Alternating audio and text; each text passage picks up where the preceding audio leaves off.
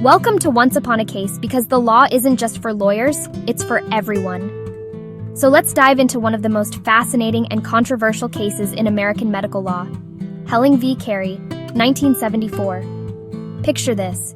It's the early 1970s. A woman named Miss Helling, 32 years old.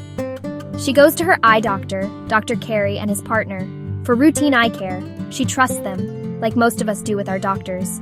But here's where things get complicated. Miss Helling starts developing vision problems. Over several years, she visits her ophthalmologists multiple times, but they don't perform a particular test, a simple, quick, relatively cheap that checks for glaucoma, which is a disease that can cause blindness if not caught early.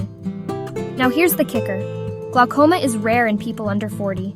The standard medical practice at the time was not to test people under 40 unless there were symptoms or risk factors. Miss Helling didn't fit the profile, so the doctors followed the standard of care. But, spoiler alert, Miss Helling actually had glaucoma. By the time it was diagnosed, she had already lost much of her vision. She sued the doctors, claiming they should have tested her sooner. So what did the court say? The case went all the way to the Washington Supreme Court. This is where things get wild. The doctors argued, "We did exactly what everyone else would have done. We followed the accepted medical practice." But the court said, not good enough. They ruled in favor of Miss Helling, saying standard practice doesn't always mean it's reasonable or enough to protect patients. If a simple test could prevent a serious injury, even if it's not the norm, the doctors should have done it. This was a huge deal. It meant doctors could be held liable even if they followed the accepted standard of care if a reasonable person would have done more. Imagine how that shook up the medical community.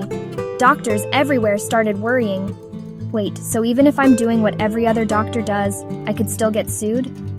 That's a scary thought, right? It led to debate about defensive medicine, patient safety, and what standard of care really means. Now here's why this case matters. Helling v. Carey forced the medical field, and the courts, to think about patient safety in a new way.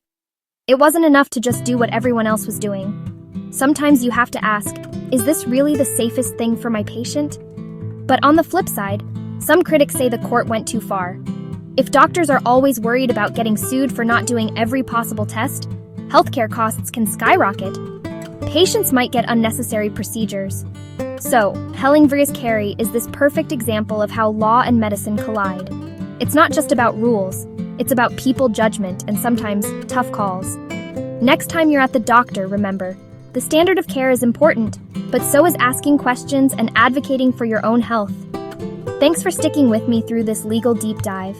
If you found this interesting, don't forget to like and subscribe for more real-world legal stories. See you next time!